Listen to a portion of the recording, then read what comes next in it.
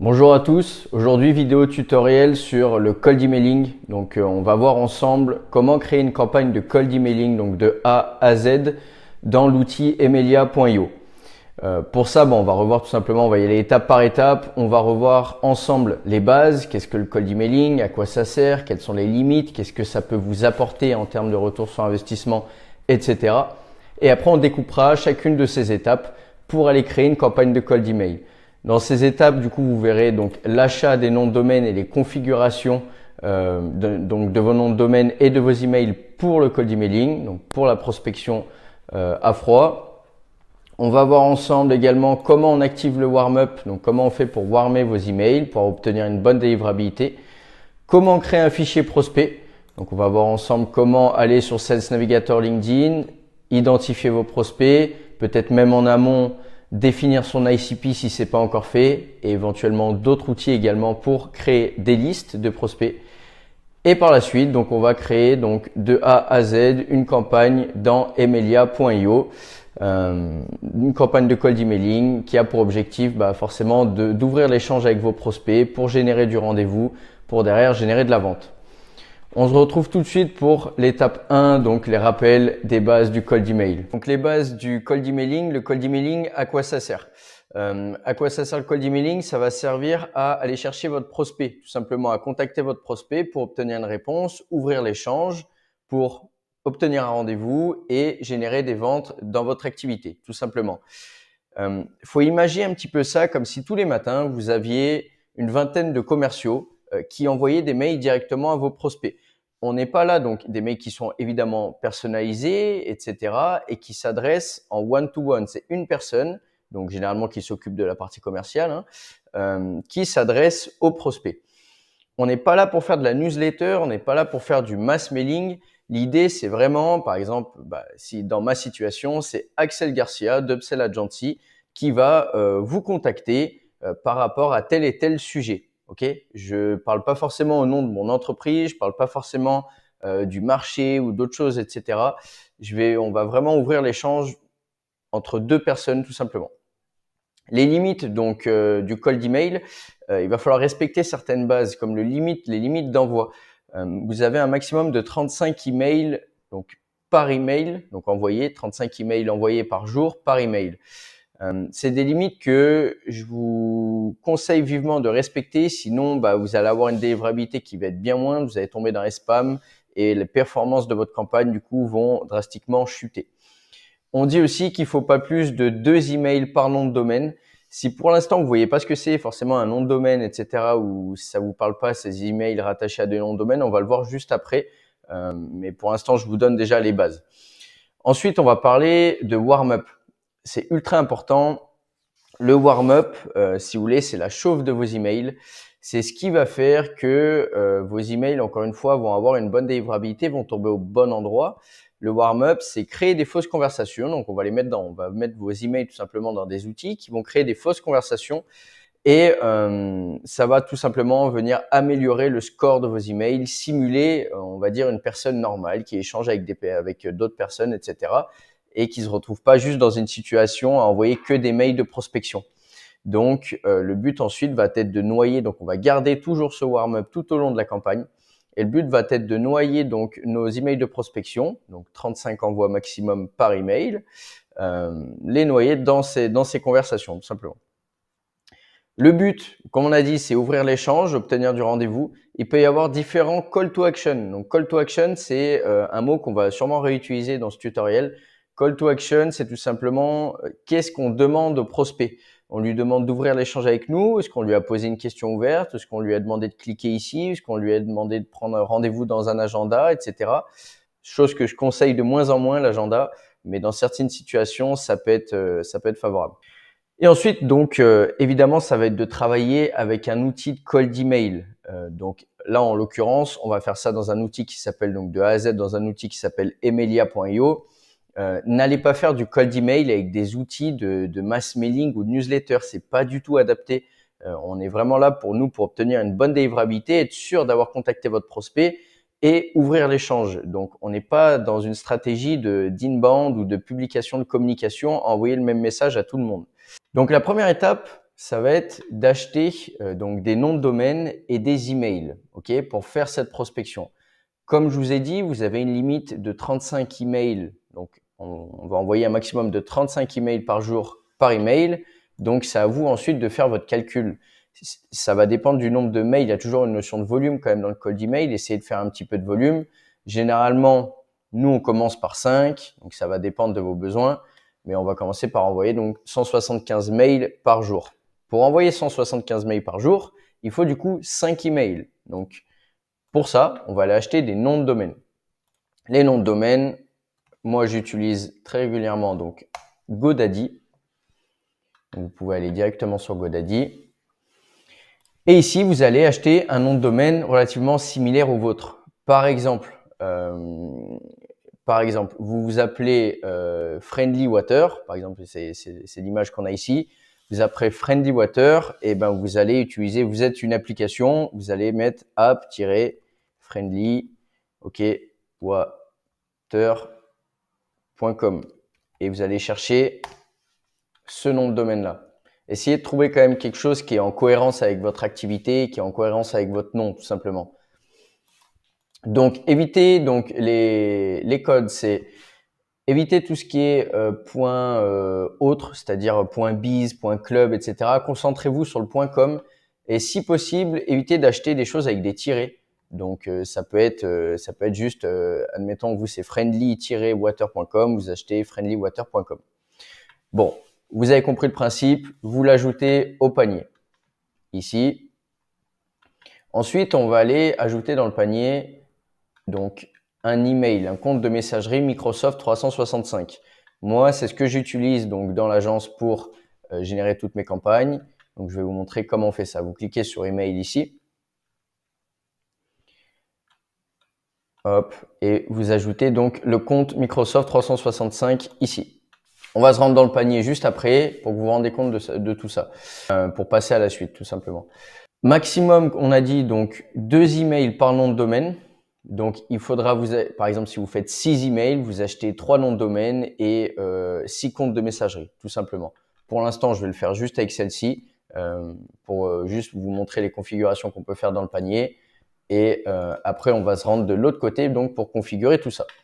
Allez au panier. Ici, vous pouvez donc acheter votre nom de domaine sur 5 ou 1 an. Moi, je vous préconise pour des emails de cold email pour l'instant 1 an. Et après, bah, vous pouvez, votre compte de Microsoft, votre compte de messagerie, vous pouvez le prendre sur 1 mois ou sur 1 an. Sur 1 an, ça sera évidemment moins cher. Donc, si vous êtes sûr de faire du cold emailing derrière, prenez-le sur un an tout simplement. Ou voire plus hein, même, hein, si vous le désirez. Donc, vous ajoutez au panier. Et moi, je vais vous retrouver, donc vous réglez de manière normale, hein, et moi, je vais vous retrouver donc de l'autre côté sur la partie configuration. Ça y est, donc vous avez acheté vos noms de domaine et vos emails, votre compte de messagerie. On va se rendre maintenant ici dans le tableau de bord. Donc, vous retournez sur GoDaddy et vous cliquez sur Mes produits.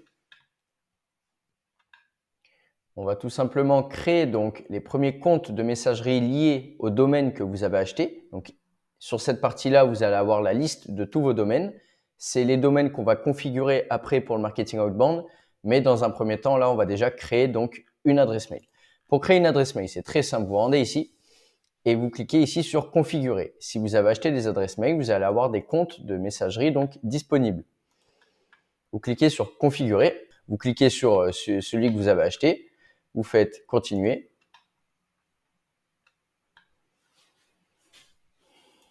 Et ici, vous allez pouvoir ajouter donc le nom d'utilisateur. Je vous conseille de mettre tout simplement votre prénom. Ce que vous pouvez faire, c'est un email votre prénom et un email votre prénom point la première lettre de votre nom ou votre nom, parce que vous pouvez pas acheter 2 fois le même mail et vous pouvez pas créer 2 fois le même mail et on a vu ensemble que il nous fallait 2 emails par nom de domaine. Donc, vous mettez votre prénom ici, tac, votre nom de famille, etc. Vous configurez tout ça. Vous pouvez créer directement un mot de passe et vous créez, vous pouvez également donc envoyer les informations directement à votre adresse mail principale. Vous cliquez sur créer et donc il va vous créer votre compte de messagerie. Vous créez donc un mot de passe. OK. OK. et vous cliquez sur créer. Donc une fois que vous avez reçu l'email de la part de GoDaddy pour la création donc de votre nouvelle adresse mail, il va falloir tout simplement vous connecter une première fois, et vous revenez donc dans le dashboard. N'hésitez pas évidemment à noter donc dans Notion un spreadsheet ou un doc n'importe où vos ID et vos mots de passe, comme ça vous les perdez pas. Ensuite, une fois que vous avez fait ça, vous allez pouvoir accéder donc à Messagerie. Vous cliquez donc sur Gérer tout ici. Donc ici, vous allez avoir toutes vos messageries. Cliquez sur Gérer tout. OK. Et ensuite, on va sélectionner donc l'adresse mail qu'on veut configurer. Ici.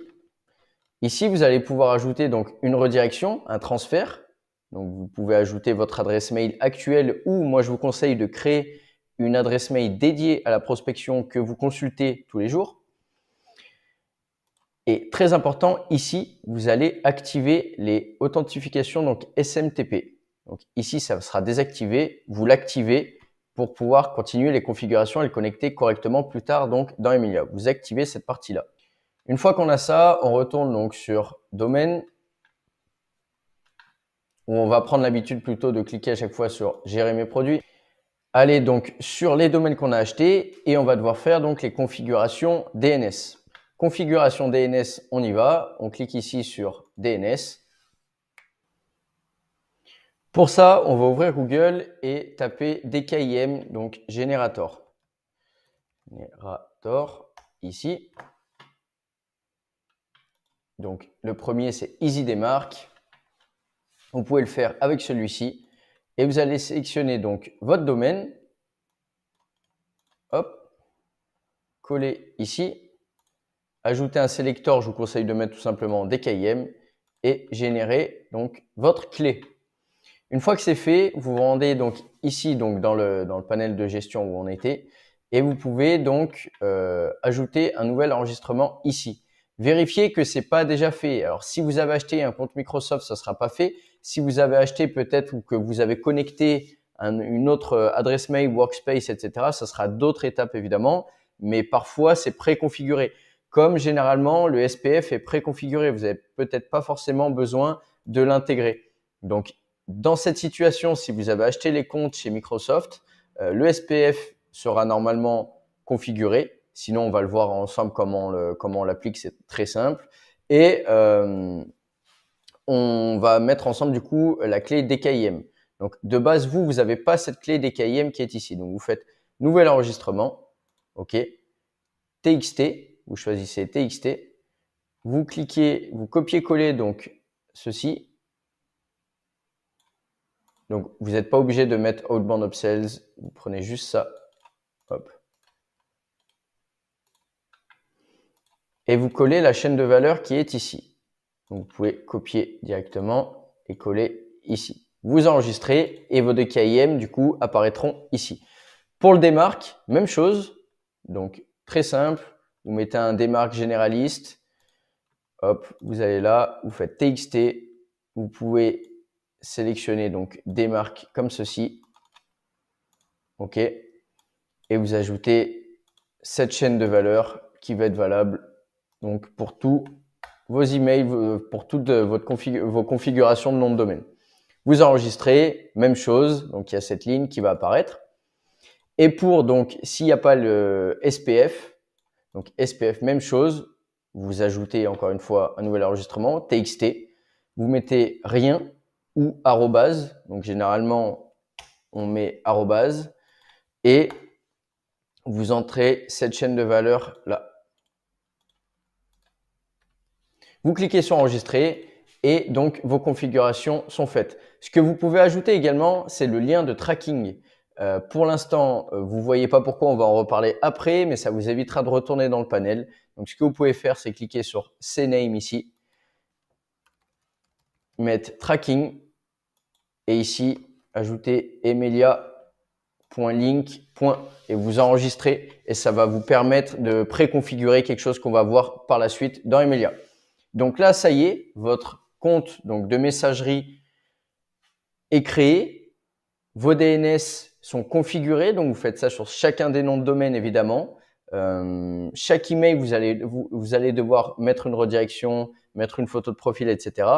Et vous allez pouvoir donc maintenant vous connecter ces emails donc en warm-up sur Emilia et pouvoir les utiliser dans une campagne de cold emailing une fois qu'elles seront warmées. Vous pouvez également tester par la suite donc la délivrabilité et l'authentification de vos mails, donc avec des outils qui peuvent être donc Mail Tester, qui va vous dire donc qui va vous scorer tout simplement votre email. Donc vous copiez cette adresse mail, vous envoyez un mail avec la nouvelle adresse mail que vous avez créée et lui il va vous dire s'il y a des problèmes de configuration SPF, des KIM, des marques. Faites bien ça, essayez de valider en amont, c'est très important pour obtenir une bonne délivrabilité, d'avoir vraiment des emails bien configurés. Vous avez d'autres outils également comme MX Tools pour vérifier si votre nom de domaine par exemple est blacklisté, pour vérifier pareil tout ce qui est SPF, des KIM, des marques, enfin tout ce qui est lié à la réputation de vos emails et de vos domaines. Troisième étape qui est donc le warm-up, la chauffe de vos emails. Comme je vous évoquais, donc c'est une étape qui est ultra importante donc pour augmenter tout simplement le score de vos emails et tomber dans la bonne boîte de réception. Donc pour augmenter les performances de vos campagnes, c'est vraiment obligatoire. Donc vous pouvez cliquer donc sur emilia.io, donc sur le lien que je vais vous mettre en description, ou sinon vous cliquez donc vous tapez sur internet emilia.io, vous allez tomber du coup sur cette plateforme ici, donc sur l'outil. Vous cliquez sur « Essayer gratuitement » ici et vous allez atterrir donc sur cette page. Vous mettez votre nom, prénom et vous acceptez les CGV. OK. Vous allez recevoir un mail de la part d'Emilia, donc n'hésitez pas à cliquer dessus pour activer tout simplement votre compte. Avant de faire tout ça, pour être sûr d'avoir validé votre compte. Vous avez 7 jours d'essai gratuit. Vous cliquez ici du coup sur Email, Mailbox and Signature. Et ici, donc, on va connecter vos adresses mail. Vos adresses mail, ce qu'on a créé, c'est des comptes donc Microsoft 365. Donc, vous cliquez dessus. Et donc, vous allez sélectionner. Vous avez vos ID ou vos mots de passe sinon. Donc, vous cliquez sur Autre utilisateur s'il n'y a rien ici. Mais sinon, vous avez normalement de présélectionner vos comptes Microsoft ici. Vous cliquez dessus et donc l'email va tout simplement se connecter. Ici, vous pouvez créer du coup une signature pendant qu'on y est. Donc, admettons comme ceci. Vous pouvez mettre, hop. Je vous laisserai du coup créer une signature, vous ajoutez votre numéro de téléphone, vous ajoutez votre site web, etc. Une photo de profil si vous souhaitez et vous sauvegardez. Ici, vous vous souvenez, donc on a créé quelque chose un petit peu avant dans les configurations DNS qui s'appelait le tracking. Le tracking, en fait, c'est un lien qui va être envoyé dans vos mails et qui va nous permettre donc d'identifier si votre mail est lu, si votre mail est ouvert, s'il est cliqué, etc. Donc, c'est vraiment important d'avoir des liens de tracking personnalisés pour pas utiliser ceux d'Emilia ou on va dire ceux qui sont utilisés par tout le monde. Ça, vous avez vos propres liens de tracking et encore une fois, vous avez une bonne délivrabilité. Donc ici, on les a configurés tout à l'heure. Vous cliquez sur, vous écrivez tracking. Et vous mettez votre nom de domaine ici et vous cliquez sur ajouter le domaine. Une fois qu'il sera validé, il sera ajouté. Une fois que du coup vous avez ajouté toutes vos adresses mail ici, que vous avez configuré donc vos signatures, vous n'avez plus qu'à cliquer sur Email Warm-up ici et activer le warm-up. Vous pourrez suivre après donc au fil des jours le warm-up, donc le nombre de mails qui sera envoyé. Comme je vous ai évoqué, moi je vous conseille vraiment 15 jours minimum de warm-up avant de lancer vos campagnes. 15 jours, c'est le grand minimum. Vous pouvez faire peut-être 10 jours, mais envoyer vraiment des faibles volumes si vous faites 10 jours. Vous avez connecté ensuite donc toutes vos adresses mail en warm-up et on va passer donc à la 4e étape qui va être la construction de votre fichier prospect. Pour créer votre fichier prospect, vous allez avoir besoin donc de connaître votre ICP et du Sales Navigator LinkedIn. Donc, on va aller ensemble voir ce qu'est le Sales Navigator LinkedIn. Vous avez une période d'essai d'1 mois donc qui est gratuite. N'hésitez pas à l'utiliser. et ça va vous permettre de créer toutes vos listes dans un premier temps. Si vous voulez vraiment pas utiliser le Sales Navigator LinkedIn, vous avez d'autres alternatives, donc de créateurs des outils de création de fichiers tels que Faro ou Apollo. On verra ça par la suite également. Donc, première étape, se rendre sur LinkedIn, sur Sales Navigator LinkedIn. Donc, Sales Navigator LinkedIn. Alors moi, forcément, je vais pas le faire, mais je vais vous laisser souscrire du coup à cet abonnement. Vous pouvez prendre l'abonnement de base à 90 € et l'activer directement sur votre compte LinkedIn.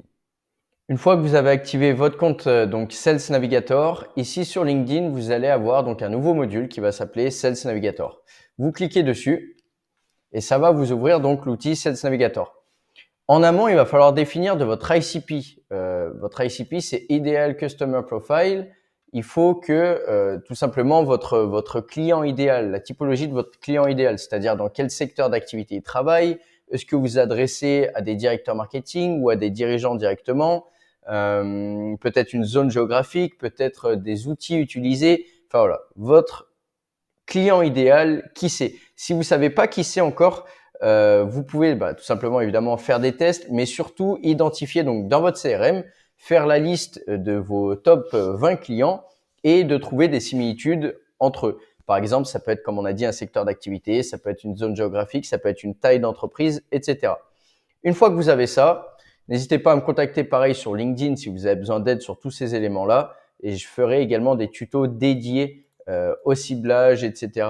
et à l'ultra ciblage, c'est-à-dire l'utilisation des technologies, par exemple, qu'on peut avoir pour identifier des prospects qui ont des interactions avec vous ou qui possèdent telle technologie sur leur site web ou qui, enfin voilà, on peut faire aujourd'hui quand même beaucoup de choses. Donc, vous ouvrez Sales Navigator ici et vous allez avoir donc deux onglets. Un premier onglet qui s'appelle filtre de prospects et un deuxième onglet qui s'appelle filtre de compte. Une erreur très courante qu'on a, c'est d'aller directement sur filtre de prospects et faire tout son ciblage là-dessus.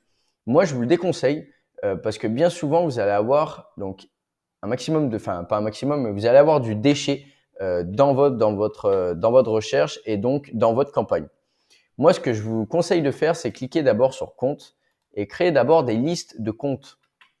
Donc pour ça, on va par exemple mettre France, ok, donc des listes d'entreprises. On va mettre France, on va mettre secteur d'activité, par exemple service professionnel, ok. Taille d'entreprise. Taille d'entreprise, on peut mettre par exemple ce que vous souhaitez, hein, ce qui est adapté à votre cible. Ici, vous avez des nouveaux aussi, des nouveaux sortes de triggers qui vont être des intentions d'achat, vos relations, des technologies utilisées, est-ce qu'ils ont fait de levées de fonds, etc. Est-ce qu'ils recrutent sur LinkedIn. Vous avez davantage d'informations et surtout, vous avez d'autres outils également pour identifier tout ça. On en parlera plus tard. Première chose à faire, c'est donc créer des listes de comptes, donc des listes d'entreprises. Ici, vous allez cliquer sur tout sélectionner, ou sélectionner un par un les profils d'entreprises qui vous intéressent et les enregistrer dans une liste. Donc la liste, on va l'appeler par exemple test tuto comme service B2B, ok. Et on va ajouter donc tous les contacts qui nous intéressent dans cette liste. Vous avez un maximum de 1000 contacts, donc 1000 entreprises par liste. Donc s'il vous faut 2000 entreprises, il faudra créer deux listes, hein, tout simplement. On va le voir ensemble. Ici, donc vous sélectionnez quelques contacts. Là, je vais vous sélectionner quelques contacts pour que vous puissiez voir. Donc là, on a créé une liste. Donc on a créé des listes de comptes. On va retourner cette fois-ci sur prospect. Et là, on va enlever donc les filtres qu'on avait mis pour les entreprises. Et cette fois-ci, on va cibler donc les prospects qui nous intéressent dans ces entreprises-là, c'est-à-dire les profils. Donc les profils, ça peut être donc soit vous tapez directement des intitulés de poste, par exemple SEO, fondateur, directeur marketing, CMO, DAF, ce que vous voulez. OK. Et très important ici, vous allez ajouter du coup votre liste de prospects. Pardon, je suis pas dans le bon. Excusez-moi. Liste de comptes, pardon, hein, pas liste de prospects. Vous allez bien sur liste de comptes. C'est pour ça que je ne le trouvais pas. Vous allez bien sur liste de comptes, test, tuto et service B2B. Vous cliquez dessus. Et là, vous allez avoir, donc vous pouvez ajouter pareil une zone géographique. Bien souvent, on ajoute une zone géographique. Donc là, par exemple, on va mettre France. Et donc, vous allez avoir les CIO, les fondateurs, les directeurs marketing, etc. des entreprises que vous avez sélectionnées en amont. Une fois que vous avez ça, vous avez ici donc un lien de recherche. Donc, vous avez votre lien de recherche Sales Navigator. Vous pouvez tout simplement le copier. Ici, vous retournez dans Emelia. Vous allez sur LinkedIn Scrapper. Vous cliquez sur LinkedIn Scrapper. Vous connectez vos cookies ici.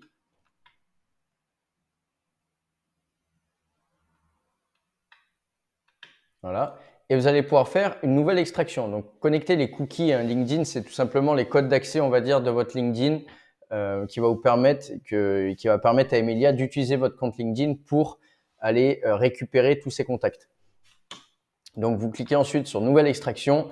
Il y a éventuellement une extension à télécharger ici sur Google Chrome, voilà, qui s'appelle Emelia.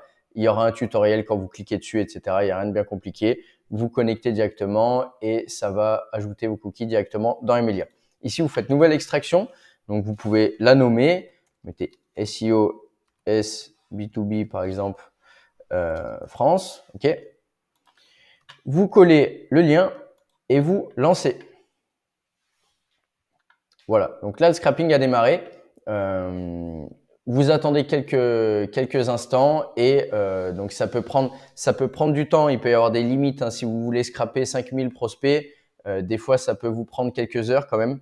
Donc, n'hésitez pas à le laisser tourner et avancer sur d'autres choses en parallèle. Une fois que le scrapping donc est terminé, vous n'avez plus qu'à télécharger le fichier qui est ici en format CSV et vous allez voir, c'est très simple. Vous restez dans le même outil. Vous allez sur Email Finder ici et donc cet outil-là, c'est l'outil qui va vous permettre de récolter les emails de vos prospects. Donc, vous cliquez sur Importer un fichier, vous importez votre fichier ici. Vous vérifiez donc les informations contenues. C'est pré-mappé généralement, donc c'est relativement correct la plupart du temps, mais je vous laisse quand même vérifier. Et cliquez ensuite sur Start. Même chose, donc le fichier va être enrichi dans un petit moment et on va pouvoir directement ensuite l'uploader dans la campagne qu'on va créer par la suite. Dernière étape, on a notre fichier, on a nos emails correctement configurés en warm-up, on a les rappels sur tout ce qui est le cold emailing, les limites, etc. On est au courant de tout. On va pouvoir créer du coup notre campagne sur Emelia. Donc pour ça, on y retourne. Vous retournez donc dans Email Finder ici et vous pouvez télécharger évidemment votre fichier avec adresse email en format CSV. Une fois que vous avez ça, vous cliquez sur Créer une campagne, email. Donc vous la nommez. Vous pouvez nommer, par exemple, là on a dit si level, hop, on a dit que c'était du service B2B, hop, en France.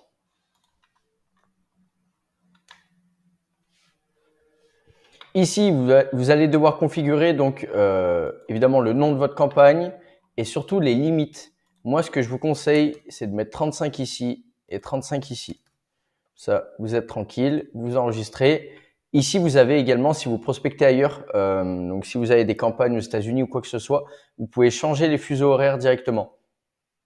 Ici, ça va être donc les entrées les heures de prospection, vous pouvez laisser comme c'est. Ensuite, vous pouvez ajouter les emails que vous avez configurés dans Emelia. Donc, vous n'avez plus qu'à sélectionner comme ceci les emails pour les ajouter à votre campagne et chacune vont envoyer 35 emails. Donc, si comme on a évoqué tout à l'heure, si vous voulez envoyer 170 emails, vous branchez vos 5 adresses mail ici avec donc un volume de 35 emails par jour et vous envoyez le volume requis. Liste de contacts, très simple, on l'a fait juste avant, on n'a plus qu'à l'uploader. Donc on télécharge le fichier qu'on vient de télécharger ici.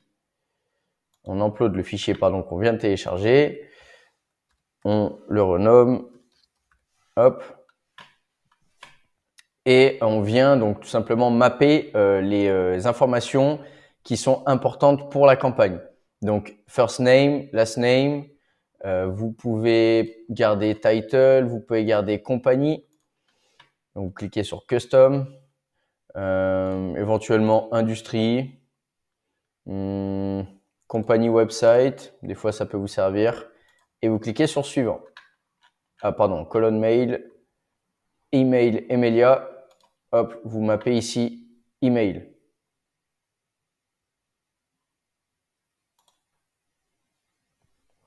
Vous vérifiez les informations, cliquez sur enregistrer. Ici, il me dit qu'il y a quelques champs manquants en fait qui sont souvent dus donc en compagnie website ou d'autres choses. La plupart du temps, les first name, last name et email, vous les avez. Donc vous cliquez sur importer quand même. Et étape qui est assez importante qu'on oublie parfois. Alors quand c'est vos premières campagnes, c'est pas grave, mais par la suite, il va falloir y penser. Vous sélectionnez tout ici et vous cliquez supprimer les contacts présents dans la blacklist. On va voir ensemble où est la blacklist et comment vous pouvez la modifier. Donc là, vous supprimez hop, les contacts de la blacklist. Et ici, vous n'avez plus qu'à rédiger donc votre séquence de mail. En objet, vous mettez par exemple, c'est juste pour l'exemple hein, évidemment, vous rédigez votre email. Ici, vous ajoutez donc les textes ainsi que les variables. Donc, ajouter une variable, vous mettez ici bonjour first name, bonjour Julien. Je vous contacte car j'échange régulièrement avec on peut mettre par exemple title au sujet de, ça sera à vous de compléter. Peut-on ouvrir l'échange sur X? Alors, le but du copywriting, on va pas voir ça ensemble aujourd'hui. Je vais vous faire un tuto vraiment copywriting. Le but du copywriting, la plupart du temps, ça va être déjà de créer un icebreaker, c'est-à-dire de se connecter avec votre prospect, qu'ils comprennent que vous le contactez, on va dire, de manière personnalisée, c'est-à-dire que vous contactez pas tout le temps des profils comme ça de cette manière. Vous le contactez parce que il est CMO de telle entreprise, etc. Et peut-être qu'il a tel sujet. Et la plupart du temps, ce que vous proposez, c'est d'ouvrir le sujet sur une problématique. Donc, une problématique, évidemment, que vous répondez. Faites des prises de connexion simples, courtes. Évitez de faire des textes à rallonge, vraiment, avec qui font 30 lignes, etc., avec des chiffres marchés, etc. dedans. Évitez ça. C'est pas vraiment l'esprit du cold email. Le cold email, c'est vraiment se mettre en relation avec quelqu'un comme on l'aurait fait de manière humaine, relativement classique, en fait, hein, tout simplement. Par contre, il va falloir réfléchir sur votre copywriting pour apporter le plus de valeur possible et surtout pour répondre à toutes les problématiques que vous allez avoir dans le copywriting qui va être pourquoi j'échangerai avec lui, pourquoi lui pas un autre, voilà, répondre à toutes ces questions. Ici, une fois que vous avez fait votre copywriting, vous pouvez donc ajouter votre signature que vous avez créée en haut, donc qui apparaîtra. Vous pouvez également ajouter du spin tags. Je vous montre ça. Ajouter du spin tag, c'est des variantes donc de votre copywriting, de votre script, qui va permettre d'éviter d'envoyer tout le temps le même mail et encore une fois d'augmenter votre délivrabilité. Donc par exemple bonne journée, vous mettez excellente journée, etc. Vous mettez par exemple bien cordialement. OK. Et du coup à chaque fois, là vous enlevez la virgule, vous pouvez la mettre ici. Et du coup, à chaque fois que vous allez envoyer un mail, Emilia va choisir entre bonne journée, excellente journée ou bien cordialement de manière aléatoire. Donc, pour modifier un petit peu votre copywriting, votre script et encore une fois, obtenir une bonne délivrabilité. Vous avez ensuite les rappels. Donc, vous pouvez choisir par jour, par heure, par minute. Par minute, en fait, ça peut avoir du sens si, par exemple, vous utilisez des petites stratégies, par exemple, à dire 2 minutes après, vous envoyez un lien par exemple avec votre plaquette et vous dites voilà, je vous envoie, pardon, j'ai oublié de vous envoyer la plaquette, je vous envoie également la plaquette. Voilà pourquoi il y a également des minutes ou des choses comme ça. Heure, donc la plupart du temps heure, moi j'utilise pas, j'utilise juste jour. 2 à 3 jours ouvrés, je vais envoyer un mail donc de relance. Bonjour first name. Là, par exemple, on va faire très classique, mais avez-vous eu le temps de lire mon dernier mail? Hop, ajouter la signature. Et voilà. Vous pouvez l'éditer évidemment en format HTML si vous le souhaitez. Vous pouvez mettre en gras des passages de votre texte. Vous pouvez surligner, changer la couleur, injecter des liens, ajouter des images. Donc voilà. Évitez de mettre trop de contenu par contre HTML. Encore une fois, ça réduit vraiment la délivrabilité et ça augmente les chances de spam. Donc évitez de mettre trop de contenu HTML, mais vous pouvez ajouter des liens, des images, etc. Une fois que vous avez fait ça, vous avez configuré donc votre campagne, vous l'avez enregistrée, vous avez configuré donc les limites, pensez bien aux limites. Vous avez vos emails de connecter, également la liste qui est ici, le copywriting est rédigé. Vous pouvez passer aux phases de test. Phase de test, vous sélectionnez donc un email d'envoi et vous envoyez tout simplement l'email donc à l'adresse, je vais pas le faire là en fait, à votre adresse mail et vous regardez si vous le recevez correctement, si les variables fonctionnent, etc. À chaque fois, évidemment, vous faites des phases de test pour vérifier surtout les variables et la délivrabilité de vos emails. Vous cliquez sur Start et ça y est, votre campagne est lancée. Donc, vous allez avoir ici les scores, donc toutes les statistiques liées à votre campagne, le nombre d'envois que vous avez, le nombre, moi je vais mettre en pause tout de suite évidemment. Le nombre d'envois que vous faites donc au quotidien, le taux d'ouverture, le taux de clic, le taux de réponse, etc. On verra dans un autre tuto comment interpréter surtout toutes ces stats. Mais ce que je voulais vous montrer ici, c'est l'option donc Merge an Inbox. Vous pouvez répondre directement à vos prospects ici. Vous allez recevoir toutes les réponses de vos prospects donc dans cette inbox et vous allez pouvoir y répondre directement pour positionner, ouvrir l'échange et positionner vos rendez-vous. Voilà, c'est tout pour moi. Je vous laisse ici pour ce tutoriel. On se retrouve donc sur d'autres tutoriels sur comment faire travailler ChatGPT, l'IA dans votre copywriting, comment faire de l'ultra personnalisation, comment créer des fichiers prospects autrement, enfin tout ce qui est l'univers de manière globale du marketing outbound. Je vous dis à très vite.